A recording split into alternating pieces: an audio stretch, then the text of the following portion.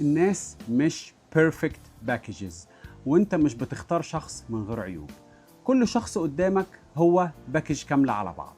في شخص حنين بس هتلاقيه حساس، شخص طموح بس هتلاقيه مشغول طول الوقت، شخص هادي ما بيعرفش يعبر عن مشاعره، في شخص يكون اجتماعي بس محتاج مساحة شخصية، شخص قوي بس مش هيعرف يقف جنبك بالشكل اللي انت ممكن تكون رسمه في دماغك. فمفيش باكج بتبقى كاملة، هو الشخص بيبقى باكج على بعض. فالسؤال هنا مش ايه العيوب، السؤال هنا هل انا اقدر اعيش مع الباكج دي كلها؟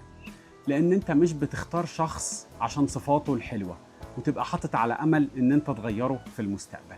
لازم لما تيجي تختار شخص تبقى عارف انك بتختار الوحش زي ما انت بتختار الحلو، فانت بتختار اقل وحش تقدر تعيش معاه، وتبقى متأكد ان الوحش ده مش هيدمر لك